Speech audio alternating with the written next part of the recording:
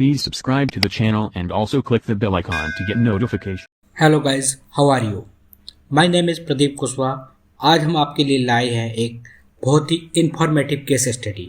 यदि आपने कोई बिजनेस स्टार्ट किया है या आप ऑलरेडी कोई बिजनेस रन कर रहे हैं या आप किसी कंपनी के मार्केटिंग डिपार्टमेंट में काम कर रहे हैं और if you are a BB और MBA student, this video is for you. हर एक बिजनेस का एक नाम होता है, एक लोगो होता है जिससे लोग उसे पहचानते हैं और we can say that why this logo और name they differentiate themselves from the competitor.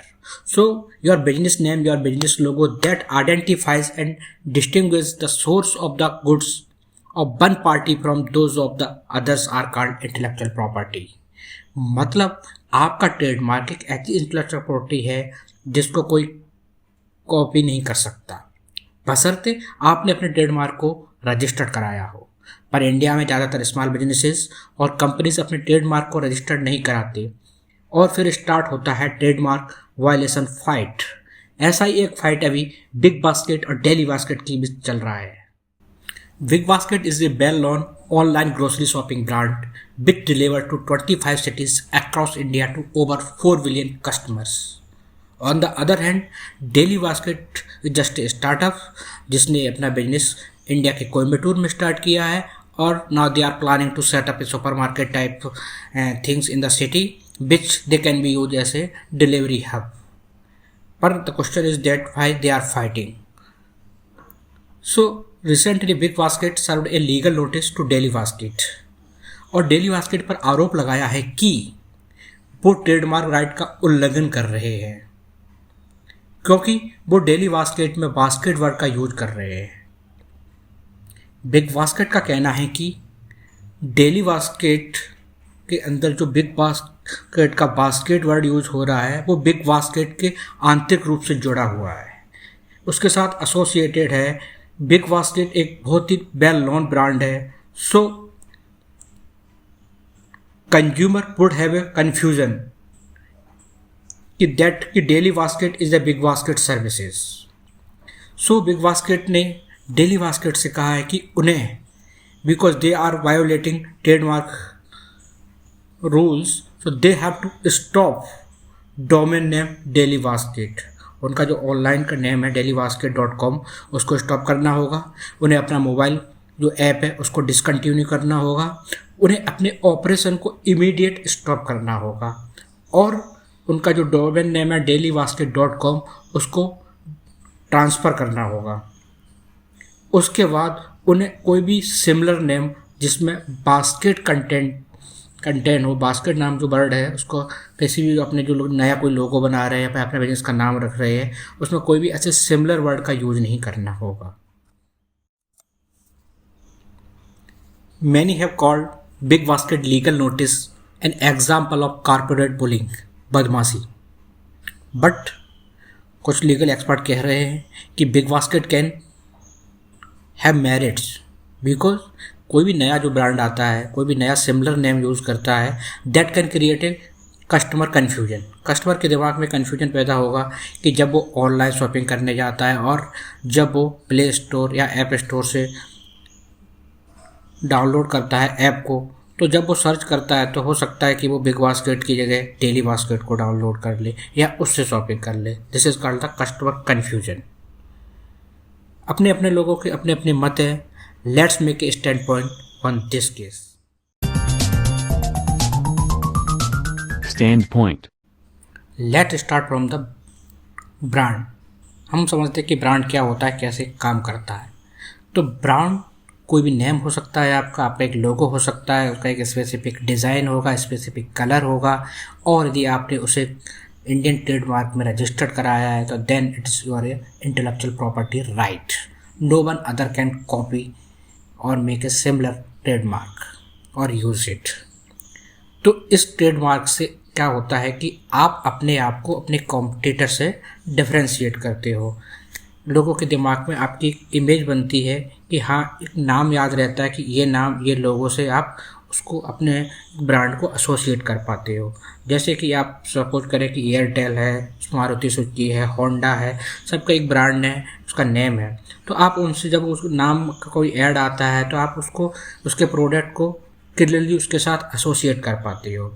इस केस में क्या हुआ कि बिग बास्केट का कहना है कि डेली बास्केट ने अपने वेबसाइट पर, अपने ऐप पर सिमिलर लेआउट को यूज़ किया है, सिमिलर कलर्स को यूज़ किया है, so that it create the confusion in the customer mind.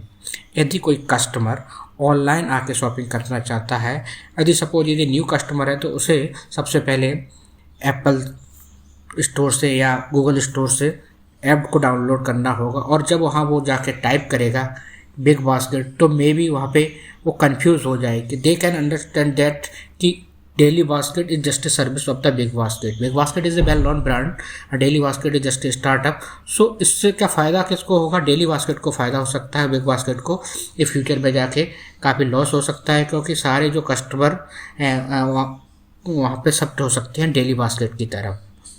पर डेली बास्केट का कहना है कि उनकी यूआई, यूजर इंटरफेस जो है वो डिफरेंट है।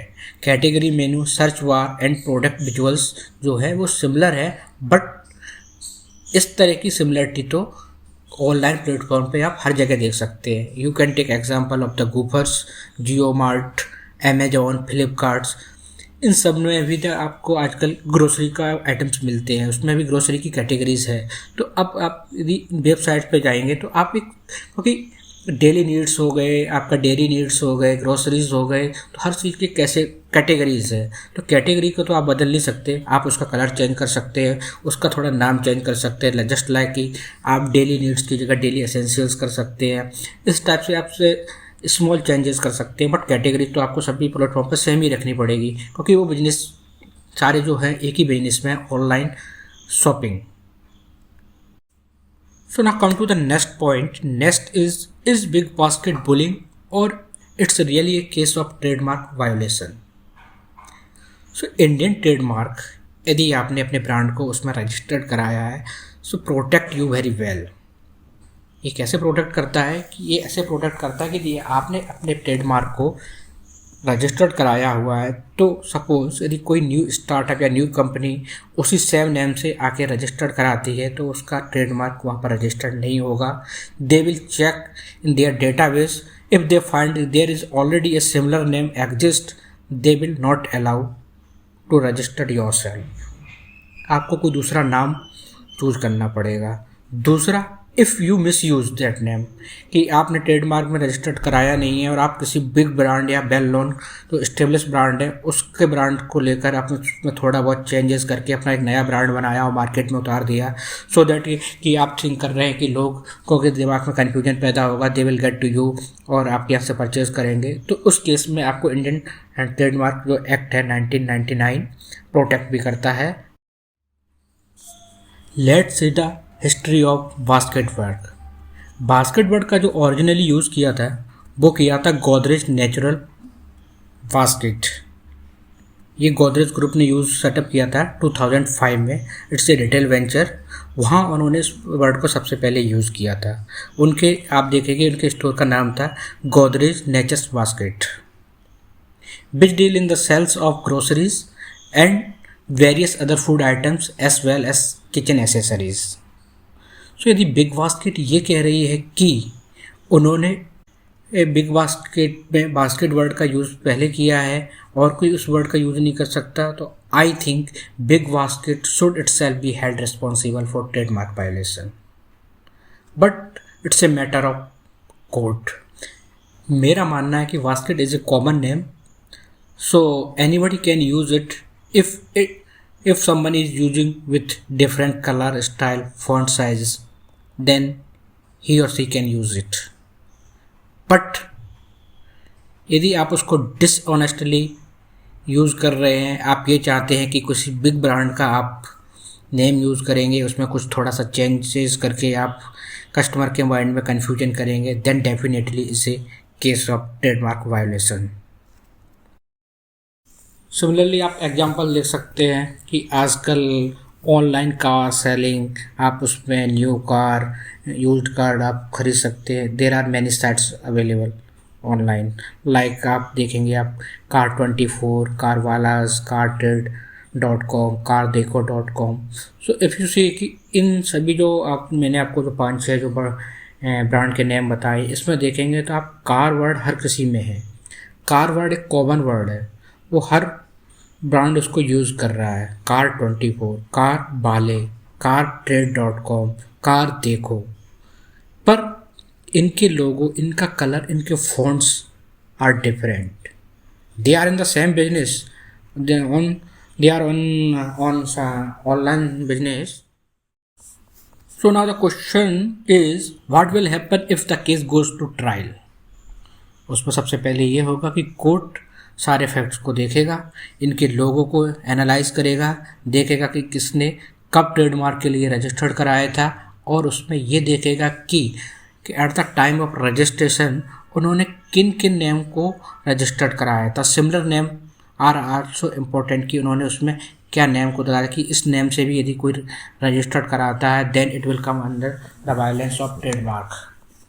तो सबसे पहले उसको चेक करेगा। फिर बिग बास्केट से पूछा जाएगा कि वो एविडेंस दे कि हाउ डेली बास्केट हैज़ और विल अफेक्ट देयर बिजनेस। तो इस केस में बिग बास्केट को बहुत ही स्ट्रॉन्ग एविडेंस देने होंगे। Based on that evidence and analysis court will decide further. उसमें क्या डिसाइड करती है जब होगा तब हम आपको फिर से बताएंगे। बट इसमें एक पॉइंट और ऐड करना चाहूँगा, that is called negative branding. इस पूरे केस में हुआ क्या, big basket which is a well known brand, जिसमें अभी टाटा ने भी बहुत बड़ा स्टेक बाय आउट किया है, ने एक लीगल नोटिस दिया एक स्टार्टअप कंपनी डेली बास्केट को। डेली बास्केट जो कि सिर्फ कोयम्बटूर में अपनी सर्विसेज देती है, आज से पहले शायद ही भारत के और राज्य में उसकी कोई भी पहचान हो, लोग उसे जानते हो उस ब्रांड को, बट आज all are well aware about Daily Basket. तो इससे क्या हुआ कि डेली बास्केट ने, जब उनको ये नोटिस मिला बिग बास्केट की तरफ से, तो उन्होंने इस नोटिस को पब्लिक कर दिया।